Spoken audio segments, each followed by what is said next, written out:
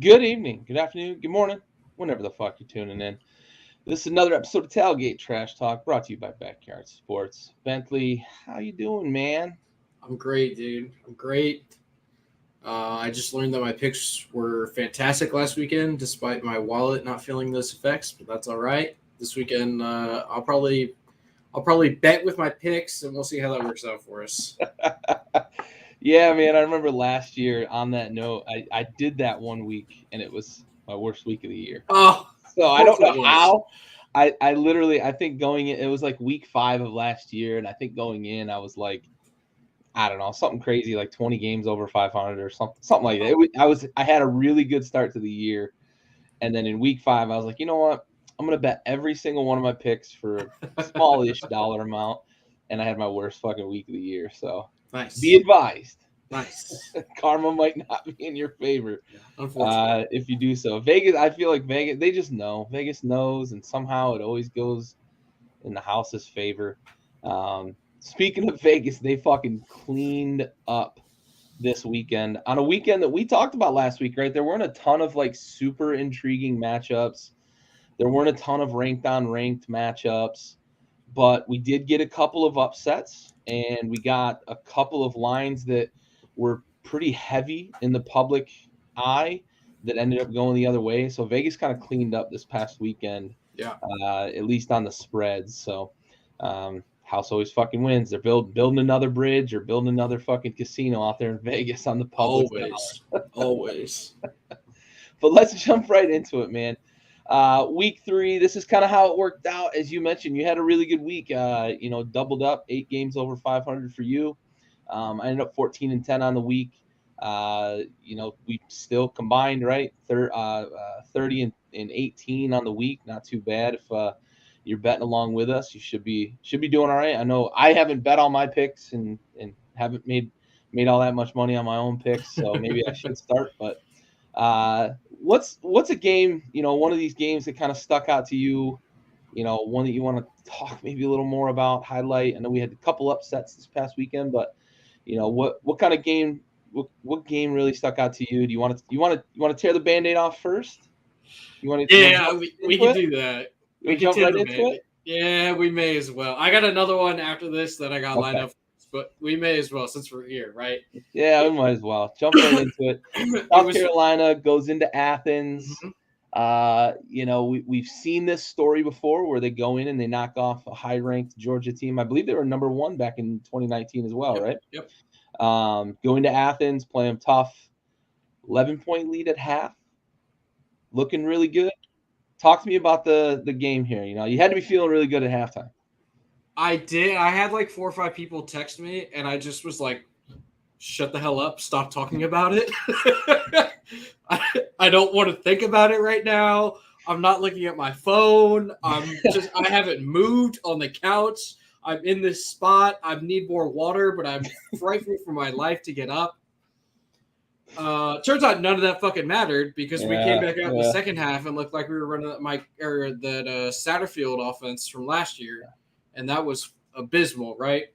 But like you mentioned, we had the 11-point lead at halftime, and they talked about it on the broadcast, and a lot of what it was Spencer Rattler getting the ball out of his hands quickly and horizontally, right? He's really known as a downfield passer, which he's been phenomenal at this year.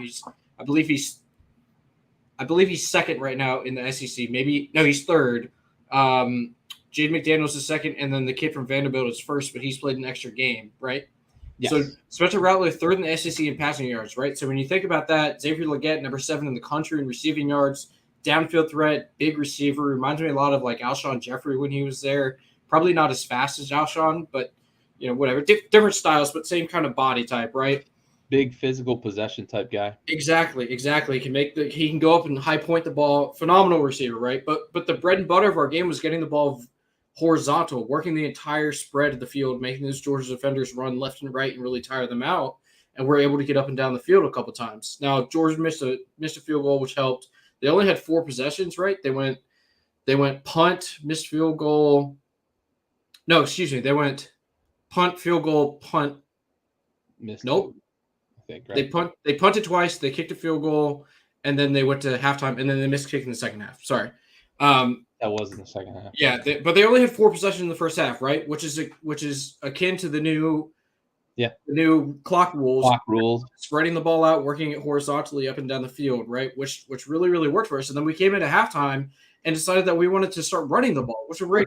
We're gonna scrap all that shit that worked in the first half. Yeah, that's what I'm saying, right? Like now, Juice Wells did get hurt again. He re-aggravated the foot that he had surgery on, which really did, which it hindered our offense. Great, yikes. Okay, I think we see, but we'll talk again later. So Juice Wells going out really hindered our offense, right? But what the biggest hindrance to our offense is that we have a really good pass blocking offensive line and a terrible run blocking offensive line. Like I was saying, we're I believe 128th out of 130 FBS teams in overall rushing this year.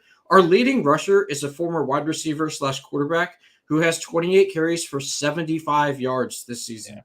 75 yards is our leading rusher. This was an abysmal second half. We got shut out in the second half. It was terrible. And I was texting you during the game whenever it was going well, right? And I told you that I really loved this offense. And that was true in the first half. Rattler was 16 for 18.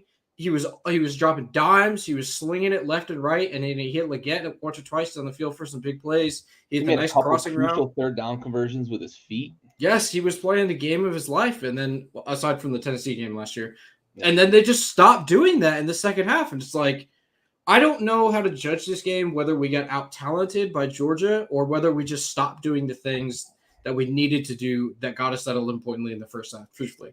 But I came out of there, 2 things. South Carolina has a phenomenal passing game. Spencer Rattler is the quarterback we all expected him to be coming out of high school. He has ascended to that position. And 2, Georgia can be got. They can be had. Yeah, you mentioned the first half, and we talked about it in the office today, right? It looks like Georgia's not as fast as they've been the last couple of years on defense.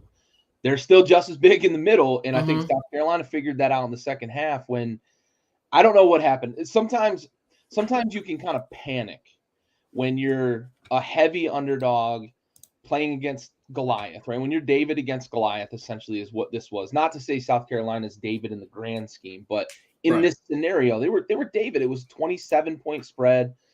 Georgia's 2-time defending champs. It's Georgia. We all know about how many players they've put in the NFL the last 2 years, and they're probably going to put a dozen more in the next year, in the draft. But sometimes we see this sometimes where you start to give it back as opposed to just doing what got you there. Yeah. You see it with like prevent defenses at the end of games as well. Like, just keep doing what you've been doing. It's been working to this point. Why try to fix it? Why try to make a change?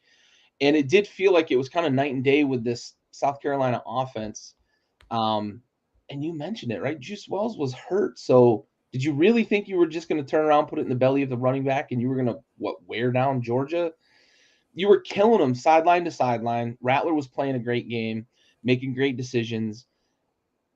I think they let one get away, unfortunately, in that, you don't get those opportunities very often, right? To have that opportunity and to let it slip away, it felt like South Carolina kind of shot themselves in the foot as opposed to Georgia. I don't think Georgia out-talented them in the second half to win this game. I think it does boil down to the fact that South Carolina made adjustments at half when they didn't really need to. Sometimes you can tinker just too much, right? You feel like you need to tinker or you need to change something because you're worried that Georgia's going to figure it out. I don't think that was going to happen in this game because you guys had that defense really maybe for the first time since they started this dynastic run that they're on. They were really on their back, their heels, right? Maybe you could say Bryce Young did it with Bama. But other than that, you haven't really seen Georgia play like they were in the first half. And in the defense, it was tentative. They weren't attacking. They weren't aggressive like they have been in the last couple years as they've made this run to 2 national titles. It feels like South Carolina was just like, well, maybe we should change things up to try to maybe go a little more conservative. You're not going to run the clock out, right? Even with the new clock rules, you're not going to run the clock out on the second half with a two possession game. It feels like they let one get away, unfortunately. And it would have been a beautiful feather in the cap for Beamer ball. Yes. You had the Tennessee game last year that, you really kind of put your stamp on the fact that, hey, Beamer ball's here and we're building around this program.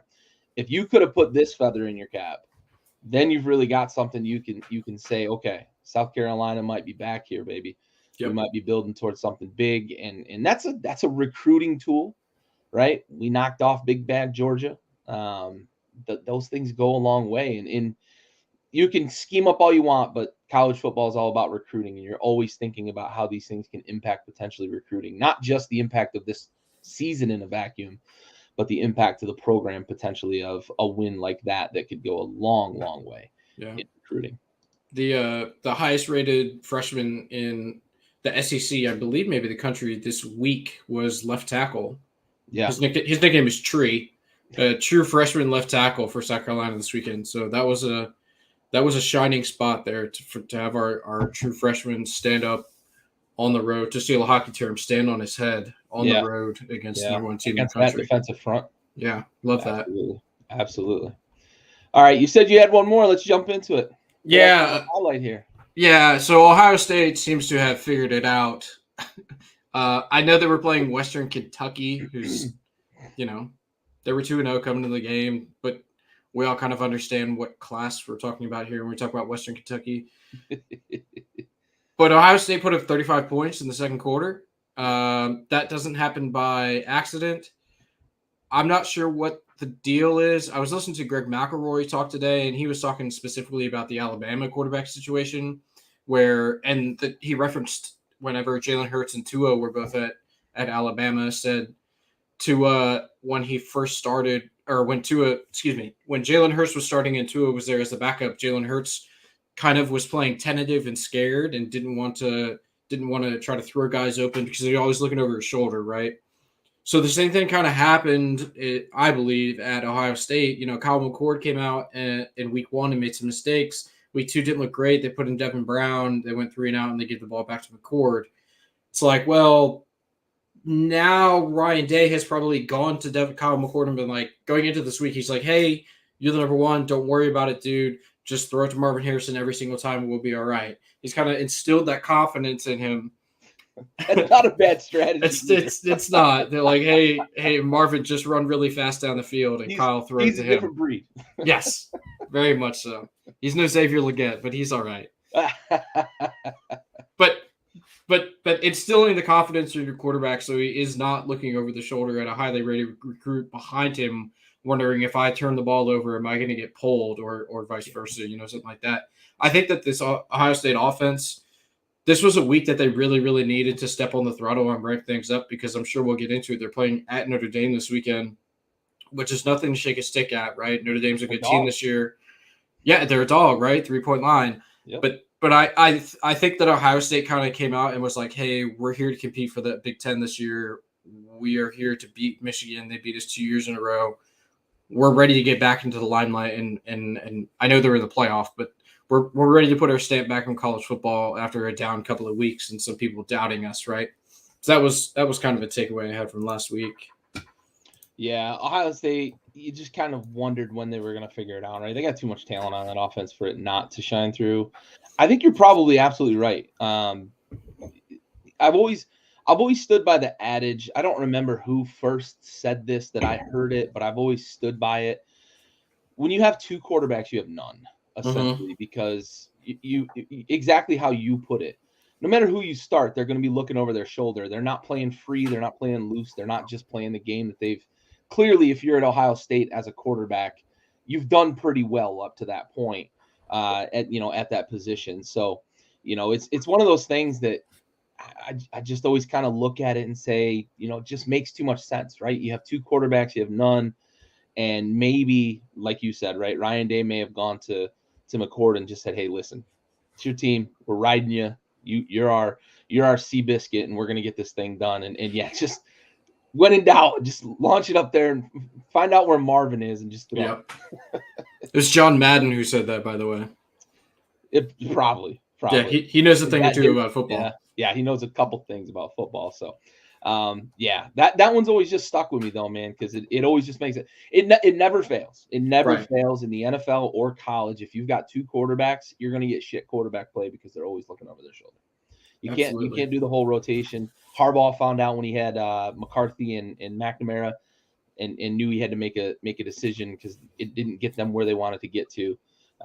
So it's just never fails. If you got two, you got none, and it looks like maybe Ohio State has figured this offense thing out, and they're going to be pretty dangerous because they're still goddamn good on defense. They still have fucking studs across that defensive line.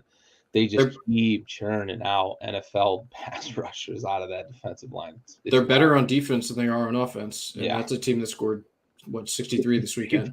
Points this past week. Yep. 35 and a quarter in today's college football too, right? It's not the days of yore when every first down stopped the clock, you know. Yeah. All right, I wanted to kind of look at this Iowa Western Michigan matchup because it's been in the news. It's been played out a lot, I think, but this whole thing with the contract with the offensive coordinator and head coach Kirk Ferentz. Or yeah, right. They have to average the new offensive coordinator, or Kirk, ends up losing his his deal, right? So everything is kind of hinging on this new offensive coordinator fixing things, right?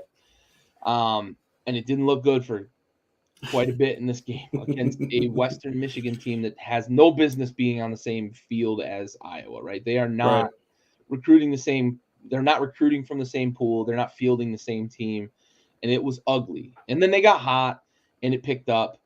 I want to ask you though, do you think it's impacting the team knowing that, like that they made it public that they have to average 25 points, or do you think the team is playing a little tight and maybe the second half of that game against Western Michigan loosens them up and we see a different team this weekend against Penn State? Because they've not looked the part on offense in the first 2 weeks. They've looked the part, right? The Iowa part that we're used to seeing. Yeah.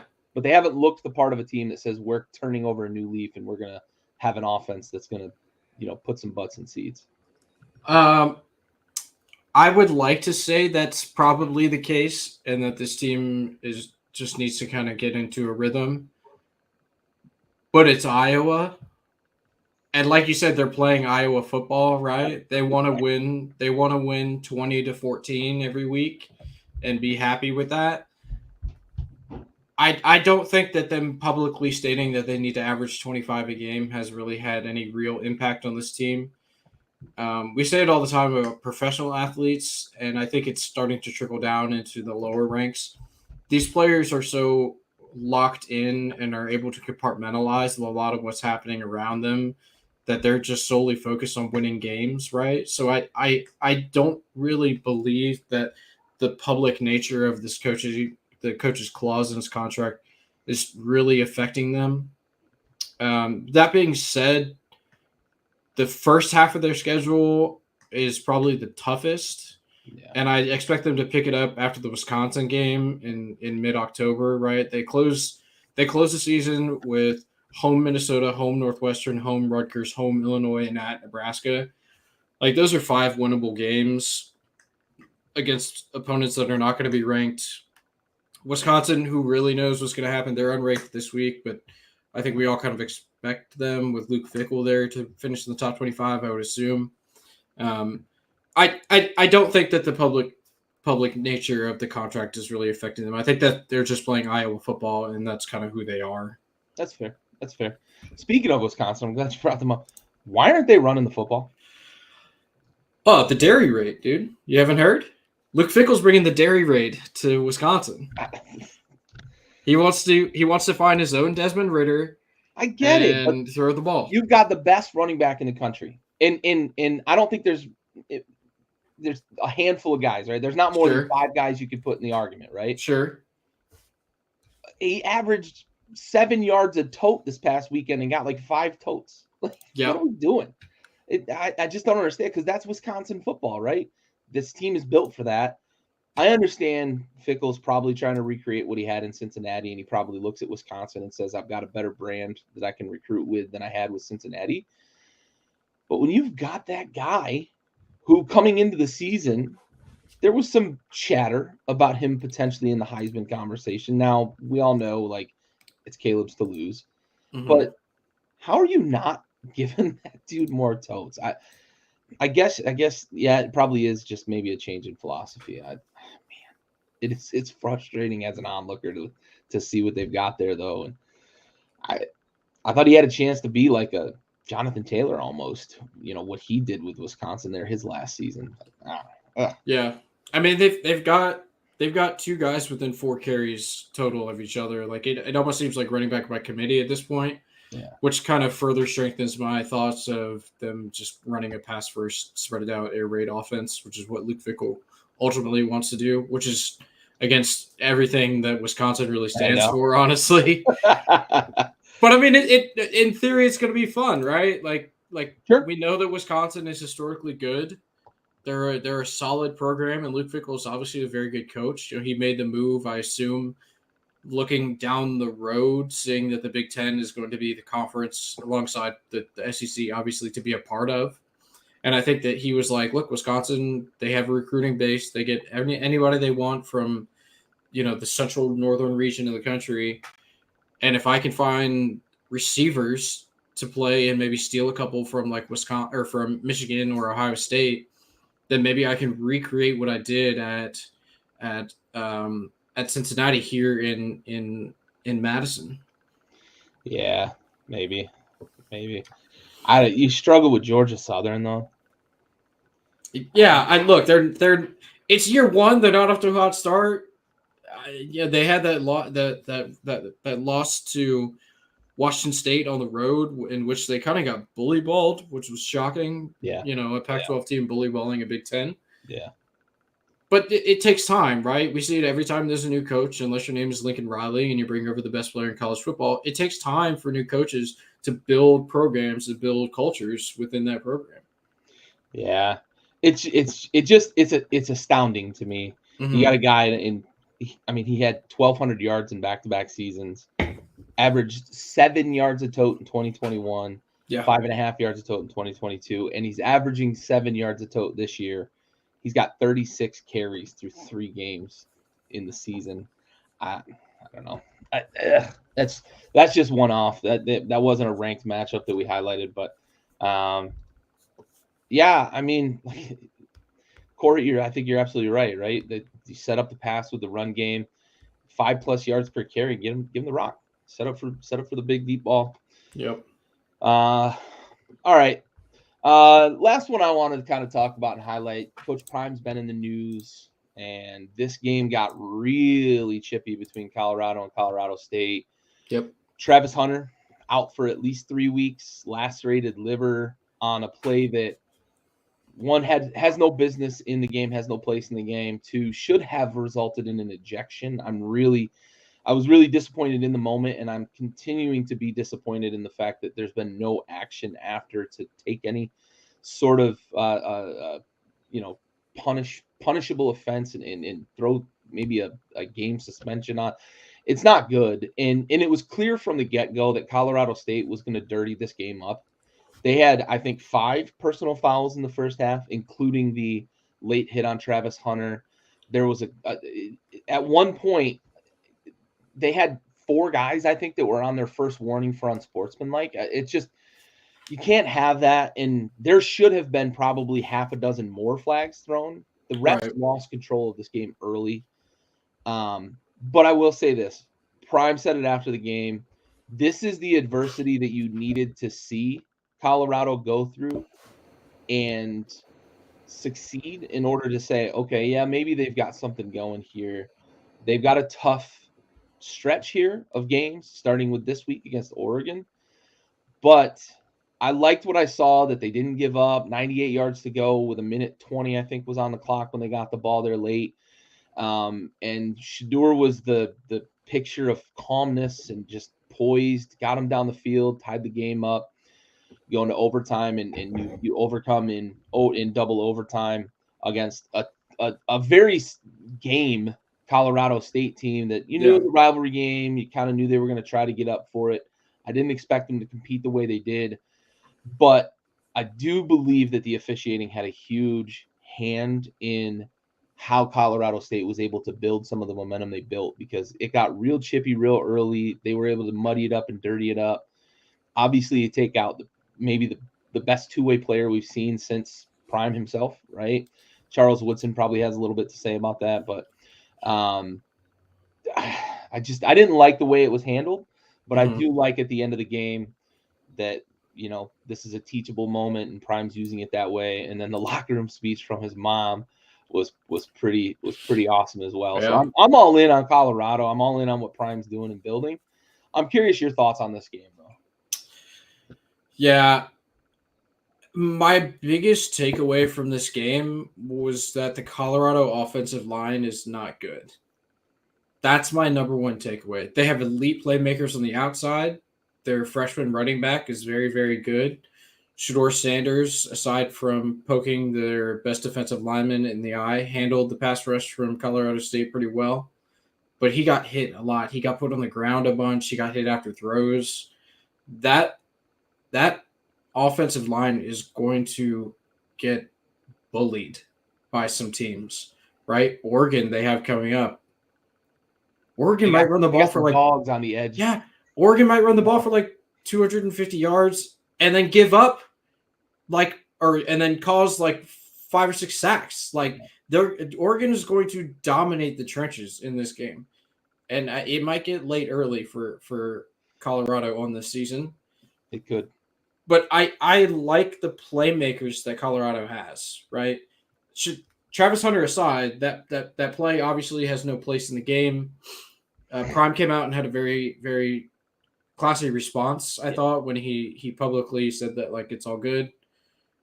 He obviously said that I don't want to put words in his mouth, but we all saw the press conference that play has no place. Yep. This kid was just trying to make a play, right? Like he made a mistake, it happens. I think that's the right thing to do. Yeah. You know, whether the hit was malicious or not, you can't harp on it. You got to move on. Let us do that, right? Exactly. Do Exactly. that as the coach, right? Exactly. Right. Let us sit here and talk about how malicious it was. Yeah. I love that the Colorado story is so much fun. Yeah.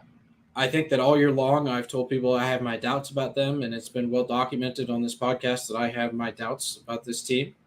I did bite the cheese and bet on them to cover last week, and it didn't happen. Yeah. But it kept me up until fucking almost 2 a.m. watching a college football game. Like, that's incredible, right? Who else does that? Yep. Unless you took a nap during the afternoon games and stayed up to watch a Hawaii home game one time. Right. But that's my takeaway, right? Is the offensive line of this Colorado team has major flaws.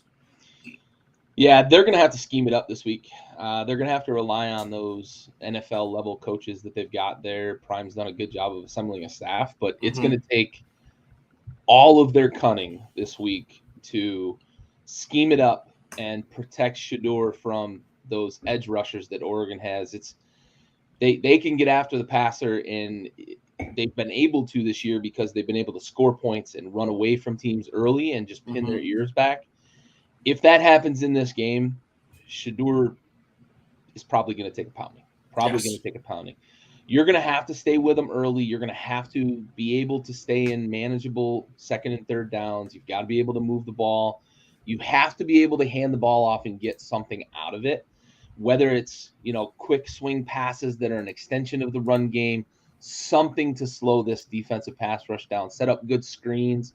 I will say that Shador is a really savvy passer when it comes to things like those screens and those bubble screens. He does a really good job of like selling it, holding it, wait until the last minute, letting the play develop. So if he can do that and they can kind of get these pass rushers to have to hesitate for a moment, if they can hit some of these screens for, plays, maybe they're going to be able to do something. But I think you're absolutely right. Colorado State bullying your front five is a pretty stark wake-up call. Yeah.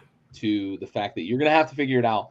And I think we all knew coming into the season, right, that depth, especially along the offensive line, was going to be a challenge for them, but talent really on the offensive line is a challenge for them. And you can't build Rome in a day, right? I get it. It's one off season, but as much success as they had in the transfer portal, you kind of, if you're somebody behind that offensive line, maybe you were wishing they'd have done a little better in the transfer portal along the offensive line, but All right. Any other ones you want to highlight from week 3?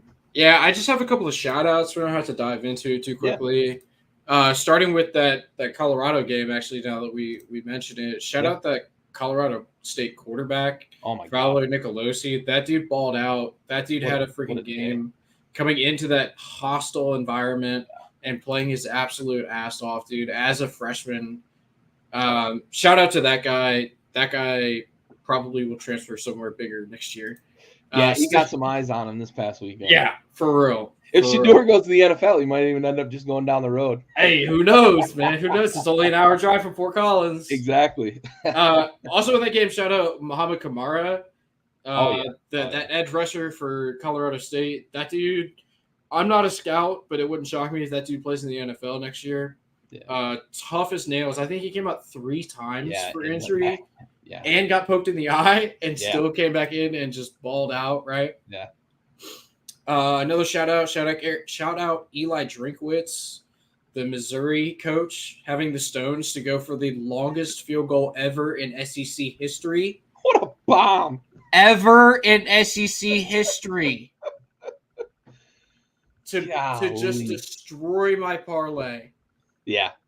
The ever in SEC history. 61 to have the stones to even try it. That's unbelievable. Like, I get it. Yeah, you've probably in practice with the T been able to bomb 161 or 62. Mm-hmm. I'll say this though. What impressed me, I was up all night too, Aaron. Shout out to you, bud. Sticking it out with us, man. I think he's in the Central Time Zone though, so he doesn't get full. Try again. Yeah. You get partial credit, Aaron. But anyway, the thing that impressed me the most about that kick, I think it was good from like 64, 65. Yeah. Oh, he nailed it. The bar pretty fucking. There's some NFL heads that turned like, ooh. Is this the next Justin Tucker? Yeah.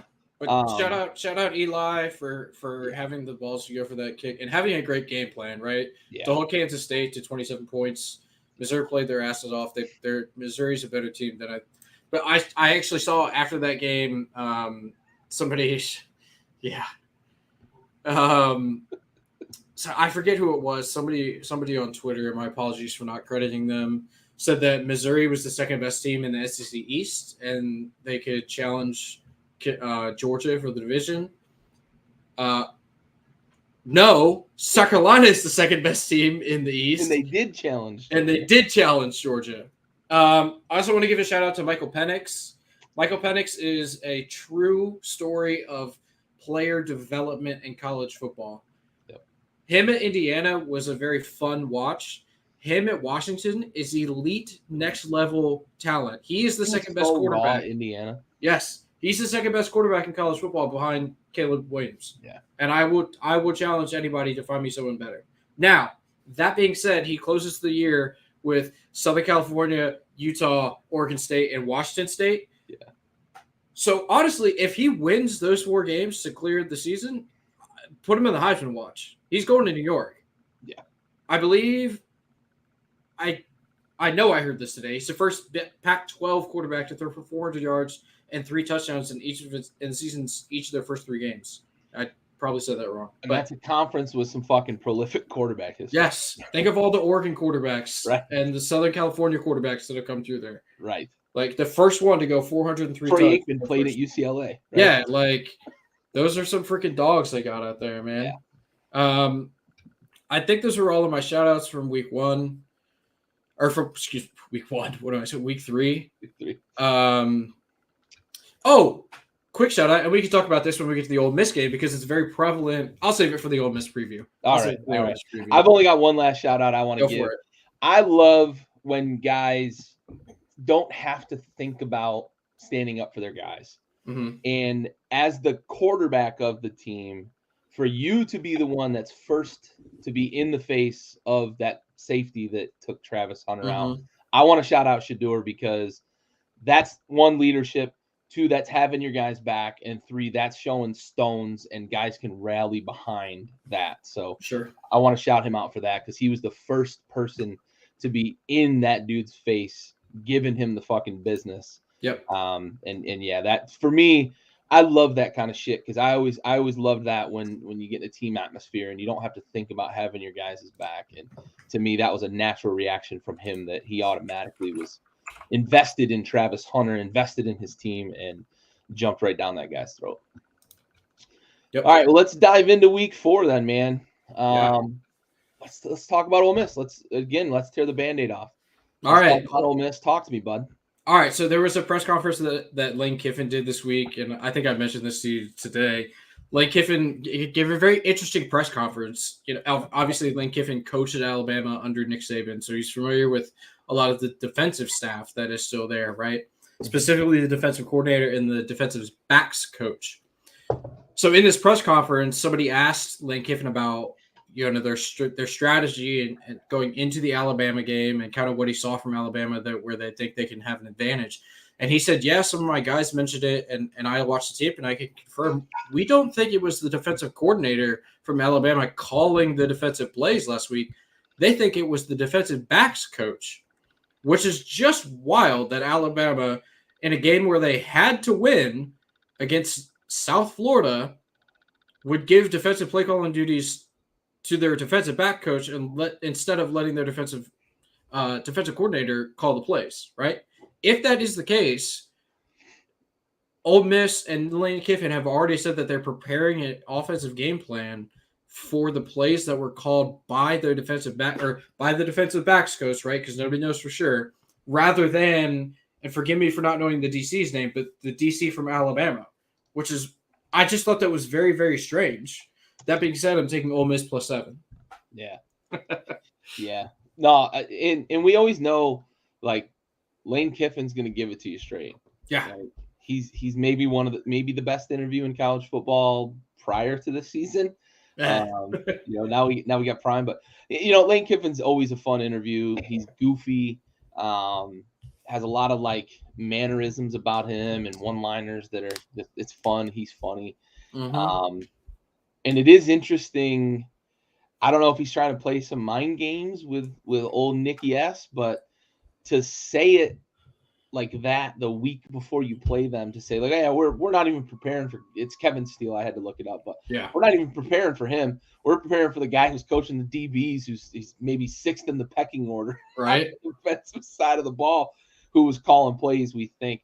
But I will say this, that is super fucking savvy and like attention to detail to be able to say that and be like, no, we think it's Joey back there who's coaching the defensive backs who was calling the plays because of X, Y, and Z. Like, to know your opponent to that level is it's phenomenal.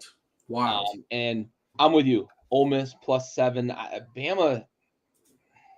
They might lose outright, to be honest. Like, if I had to pick a straight money line winner, I'd be hard pressed not to pick Ole Miss because I'm gonna bet it. Yeah, I absolutely, and you're gonna get good juice on it because 7 points, But Bama at the quarterback position scares the living shit out of me, and they don't have Calvin Ridley and Devontae Smith and all them, get Jerry Jeudy and Mechie and all them guys. They're not coming out of the locker room to bail out Jalen Milroe and fucking Tyler Buckner, who looks just as bad as he did when he was at Notre Dame. Bama's got a real problem on offense. And if they're not scoring defensively, they're going to be in some trouble, as we saw this past weekend against South Florida, who they should have beaten by fucking 50. Bama of yore would have beaten the brakes off South Florida, because that's not a good South Florida team anymore either. Yes. They've lost a lot of good coaches, and they've lost a lot of the recruiting pool that they used to get there. They used to get a lot of athletes, a lot of good defensive players, but they don't have that anymore. I'm hesitant to agree with you there. I'm not as quick to bury the king as a lot of people, right?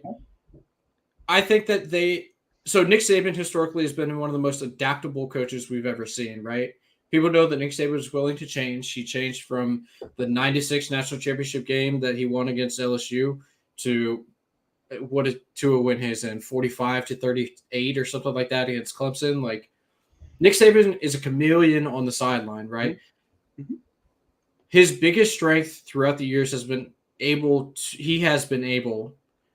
to keep and develop talent. This freaking team that he has is so young. I don't think they have anybody older than a junior starting or playing wide receiver, let alone starting. They start a true freshman at safety. Both of their tackles were 360 plus pounds, or true True freshmen. freshman. I think they have 2 sophomores at running back, right? And then Jalen Yep. Milrow, they're going to have to address the quarterback, right? Like they just do. That's something that they're going to have to address. But that goes back to my chameleon point, right? If you think for a second that Nick Saban is not going to go out and hit that transfer portal so hard to try to find some quarterback, maybe the kid from Colorado State, who knows? Maybe. Yeah, like if you think that he's not going to go out there and try to find a top tier quarterback looking for a place to come next year, maybe Arch Manning. Who knows? Maybe Quinn Ewers doesn't feel ready to go to the NFL yet. I don't know. But they also have, I believe he was like the fourth highest rated recruit in his class behind. He's a true freshman quarterback. So whatever ranking, whatever class we're talking about there, I believe he was the number 4 overall recruit. And he left high school early, so he's like a year early at Alabama or whatever. But he's a true freshman. He hasn't played he's obviously not the answer this year. But if Nick Saban is able to develop him the way that he did Hurts and Tua and Mac Jones and guys like that, I mean, I think it would be foolish to say that this is the end of the Alabama era. I just think that in this new age of college football, other teams are able to catch up more quickly. But that plays right into the hands of Nick Saban, who has been a chameleon for so long, that if he's able to, because he hasn't had to use the transfer portal, right? That really only became a thing whenever he had Tua, Mac Jones, and then the kid who went Bryce Young, right? So he's had these stud quarterbacks and he's had all these stud receivers that he recruited and was able to retain.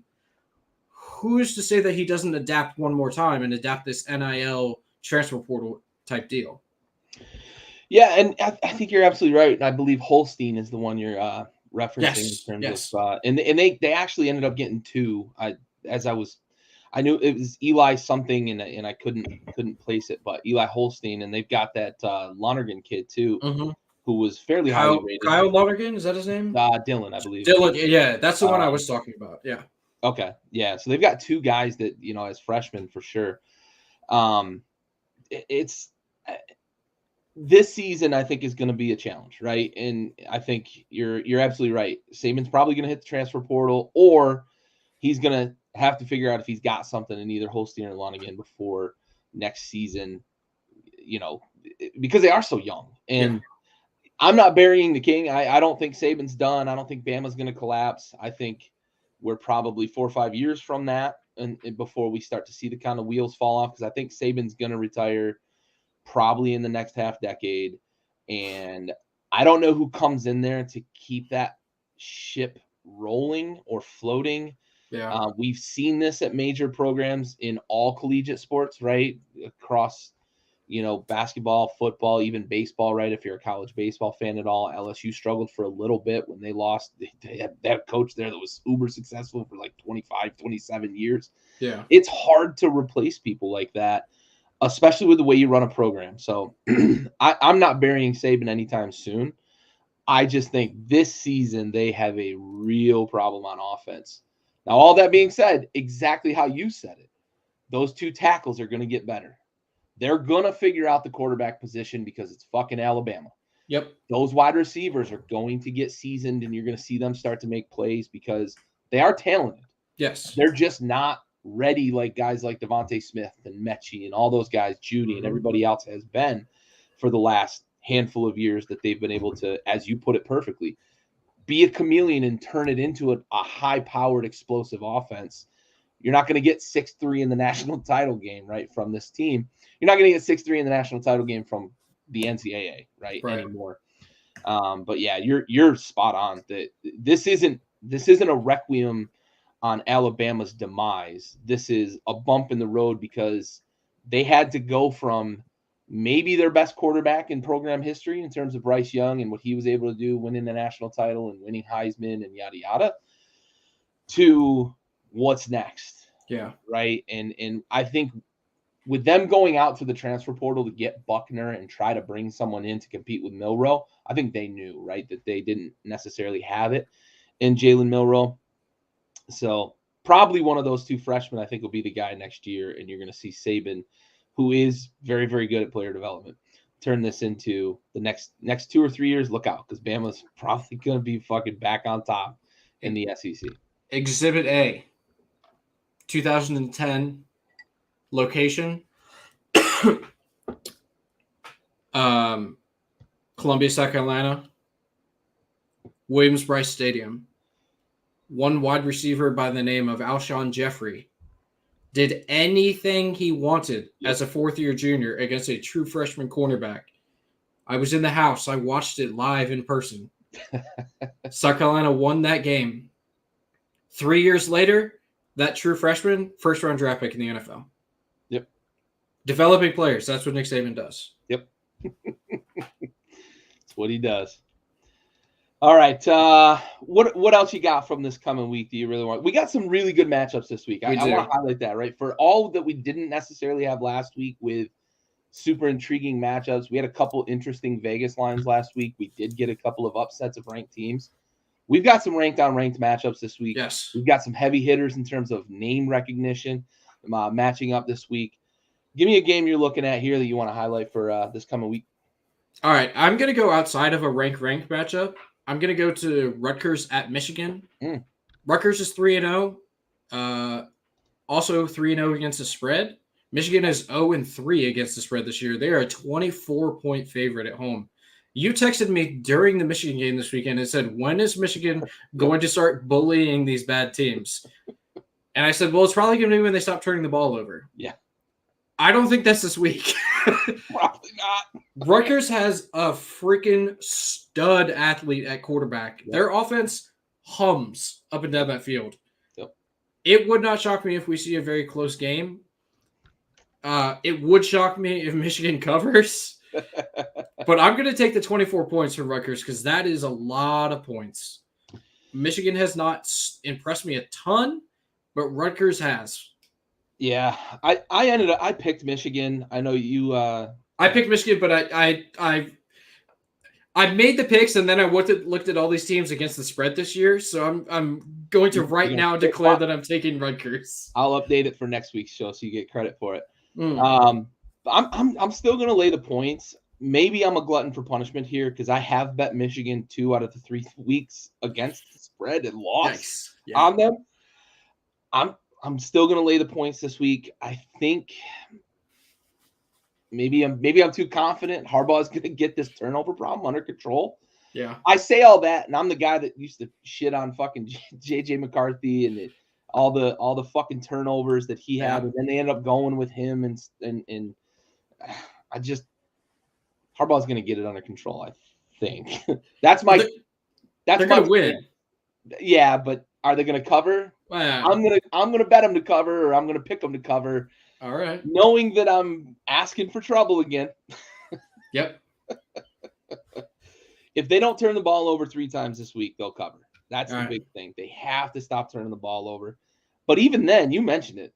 They got an offense. Rutgers has an offense. We look at Rutgers, I think, as college football fans and say, like, that's a bad brand since Schiano left for the NFL. Yeah. And that kind of fell apart there post Ray Rice days. Schiano's back. Back. It looks like he's building a little something there. It's taken him a couple years to make a statement, but they're 3-0 and they've earned all 3 wins. They haven't played the greatest of competition necessarily, but that offense can be fucking problematic. So you're probably right to flip your pick. But I'm gonna stick and probably get bit in the ass. All right, let's look. Is there one more you want to highlight before we get to our totem? Yeah. So I have a ticket. I'm looking at it right now. I got Notre Dame at +3.5. The line has moved to +3, so I'm glad I got the hook there before they moved that line. Notre Dame is 3-0 against the spread. I did say probably the first show that we did this program that I would never pick Notre Dame to win a big game. And after I just gave Ohio State all those kudos for kind of figuring out this offense. That being said, I lay so much credence to the home team having the home field advantage because I've been to these games. I've seen, not Notre Dame, but I've been to SEC night games. I've been to Virginia Tech on a Thursday night. I've seen the home crowd effect. It makes a difference. Yep. The Ohio State quarterback does not have the experience on the road that he's going to need going into a stadium like this. And if Notre Dame can get their run game going like they have been able to all year long, I think that they can give problems to that Ohio State defense. I really, really do. I know they have super young and inexperienced receivers, but I really think if they're able to get that run game going, I think that Sam Hartman has enough a wherewithal to be able to continue to be able to pass the ball like he has so far this season. Yep. I'm going to get back to my brother's comment about Duke in just a moment. I kind of want your perspective on that as well. No. We'll jump back to that, but I want to highlight here because this is the big thing that I talked about when we did our season preview, and we talked about Notre Dame going into week 1. I felt like, because I really like Sam Hartman. I enjoy watching him. I thought he was a great quarterback at Wake Forest. I thought he was going to get some Heisman hype before he got injured last year. Yeah. I love what Sam Hartman does. He's tough as fucking nails, savvy vet, 5th-year guy, been starting for fucking ever. And he's got that Notre Dame offense moving up and down the field, something that they haven't been able to do in, 2 decades, really. They've relied heavily on defense and, as you put it, the run game, right? They've always kind of had that. Now they've got a guy that can move this team in 3rd and long situations, can convert. Right. They haven't had that in the past. I really like what they're doing, and for me, that's why I took them over Ohio State. I think they're going to be able to move the ball against this Ohio State defense because of Sam Hartman and what he brings to the table for that offense. And that Notre Dame defense is real. Yes. Couple stumbles on some kind of quirky plays last week against Central Michigan that made that game 21-14 at half, but then they ran away in the second half. And that defense is real. They've got talent at all 3 levels, and I think they're going to give McCord and that Ohio State offense some trouble this coming weekend. All right, I want to talk real quick about Duke. Let's jump into this, Sure. and then we'll do our totem before we got to kind of kick rocks here before 8. But you see Duke playing in a New Year's Day bowl game? I would. Everybody here who has watched the NBA show knows that I'm a Duke fanboy. This is, however, the college football show where I root for South Carolina. I would love to see Duke play in a New Year's Bowl. However, they play Notre Dame, Florida State, North Carolina still on their schedule. Those are 3 games that are tough. And Wake Forest, too. Like, on a Thursday night, that's no pushover either. Wake Forest can be frisky on any given week. They're not a great team, but they can be a frisky team, right? I would love to see Duke be very good and continue this winning streak. Give me a guess without looking up, Gary, how many passing touchdowns they have this year. Through 3 games where they have scored 28, 42, and 38 points. I feel like this is a trap question, so I'm going to say 6. They have 1 passing touchdown this year. They have 1 passing touchdown and 12 rushing touchdowns. Yeah, I know that the quarterback, his name's fucking eluding me right now, but Riley Leonard. Yeah. He's got like 4 or 5 rushing touchdowns himself, I believe. I know he had two against Clemson, so he has 3. He has 3 on the season. So that is surprising though, because all of the talk has been about Riley Leonard and who he is and what he can do. And they got a heck of a run game, but is that going to be enough to get them to a New Year's Day bowl game? You mentioned it, right? Closing the season is going to be tough for them. They've got 3 hammers on their schedule. So it would be cool. It would be neat to see Duke get a New Year's Day bowl game. New teams getting those bowl games. It's always fun. I will say, sorry to cut you off, but I will say, so Notre Dame plays Ohio State. They host Ohio State this weekend, Saturday night game, primetime, big deal, right, on NBC. Next weekend, they play Duke at Duke. Yeah. That could be a trap. Host Ohio State. Yeah, I mean, if Notre Dame win or lose, preferably if they win, like if Notre Dame wins this weekend, typically we see college teams have a letdown week the weekend after. Like you texted me during the Texas game. Yeah, they were tied going into the 4th quarter, and then they put up 21 in the 4th. But like, if Notre Dame wins this weekend impressively, or even a close game, right?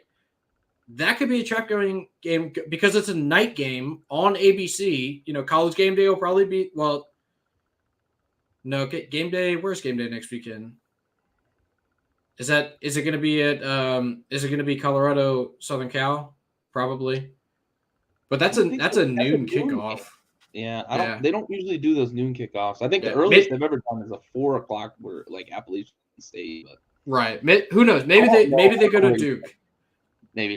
Maybe they go to Raleigh and game day's there and it's a big freaking deal and Duke gets all hyped up like they did for the Clemson game and they won that game. I don't know. That could be a trap game next week. That could be a trap game. I have my eye on that one. Yep. There's no line for that yet. Yep, for sure. All right, well, let's finish up. We didn't have a lot of movement in the totem this week. I kind of want to get your thoughts because yours didn't change at all. I flip-flopped Texas and Florida State after Florida State really struggled with BC.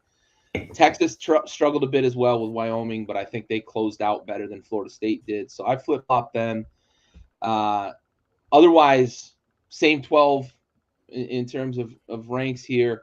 Yeah. Is there anyone on here that scares you in your top 6, right? Is it somebody in your top 4 that scares you that might not stick around, or is it somebody there lingering, Penn State, USC lingering, on the outside looking in, one of them going to drop the ball? I have a sneaking suspicion that Michigan will not end of the year in my totem. I don't love what's going on there, but I have to leave them there because they were in the playoff last 2 years. Mm-hmm. They have the pedigree, they have the coach, they got the running game, and they have the defense so far. Until they lose, I can't knock them out. Yeah. I really, really, really want to put Southern Cal in there. I really, really, really, really want to put Washington in there. I really, really, really want to put Penn State in there. Yeah. But I'm not taking out Georgia. I'm not taking out Texas. And I think Florida State has the best win of the year so far, especially after LSU went out and put up 41 this past weekend. Yep. Yeah, Like Texas thought for a minute they were going to have the best one, and then Alabama laid that egg against Southern Florida. So. But a night win at Tuscaloosa still ranks like top 3 best win. Oh yeah, absolutely. It's what night game at Utah, night game at LSU, night game at Tuscaloosa. Like, yeah, it's right around that. Yeah. Absolutely. Well, I mean, night game at Willie B is probably number 1 because nobody wins in South Carolina except for South Carolina. But yeah, one note for me, I almost put Notre Dame in over Florida State. I talked myself out of it because I didn't want to shit on Florida State as much as I really for a moment was going to for that BC near loss. I almost did make that change, but in the end, Florida State still has the best win of the year. You put it the right way, right? That win over LSU, especially the way LSU bounced back, put up fucking half a hundy almost. Against a tough SEC opponent, right? That's not a pushover non-conference game. That's right. Mississippi State in Starkville, right? Yes. That's a tough place to play as well. So I ended up leaving that one alone because I realized I was being a little spiteful about Florida State. So I was like, I can't go that far. Can't go that far. But that's fair. They scare me the most though, because I go back to the beginning of the season. I didn't have a lot of confidence in Florida State at the beginning of the season. They proved me wrong with the win over LSU, but I'm still a little scared with Florida State that we might see them drop a game that they shouldn't, because they did it in the BC game. They can check out at times. They did it last year quite a bit, and they did it in that BC game, and that scares me, that they can check out and lose a game that they really shouldn't lose against like a fucking, I don't know, they're going to lose to like fucking, I don't know, North Carolina State, I don't know, drop one of those stupid games that they shouldn't. They could lose to Duke. Could lose to Duke, right? Duke's tough to begin with. They just seem like, I don't know yet. They scare me. They scare me the most out of the 6 teams that I have in. And you mentioned Washington. Like, every week we've done this, I've tried to talk myself into Washington over somebody. Yep. But I just can't do it because Caleb Williams still plays in SC. And I think Notre Dame, with that defense and having a quarterback finally, I think that they are tough. So Auburn, Georgia, week 5. It will not be there. It will probably be LSU at Ole Miss, 6 o'clock kickoff. Especially if Ole Miss knocks off Bama this week. Yep. That would. Or hear me out. South Carolina goes to Knoxville. Rematch of the Spencer Rattler game. Yep. Yeah, we remember that from last year. Not 1, not 2, not 3, not 4, but 5 touchdowns, baby. We ran out of freaking fireworks at Willie B. Yep, for sure. All right, bud. Well, let's bring this one to a close. Great episode. Any closing thoughts for us as we check out here for a action-packed, it seems, weekend in the top 25 especially? Yeah, I don't know what the over-under is for that Iowa-Penn State game, but it's a night game at Penn State. Nobody scores a lot of points in those games. And Iowa's defense is for real, and their offense kind of sucks. Whatever the over-under, it is 40.5. I was going to say, I think it was 40, but 40.5. It's 40.5. You may want to play that at like 42.5, but I would buy those 2 points and play the under there. Hell, I might play the under at 40.5. But there, I do not expect a lot of scoring. Iowa's defense is for real. It always is. And they don't score a lot of points. Yeah, for sure. All right, bud. Well, appreciate you. For everybody here at Backyard Sports, we appreciate everybody tuning in. Appreciate the comments. Really love the interaction. Yep. We'll see y'all next week. We are out.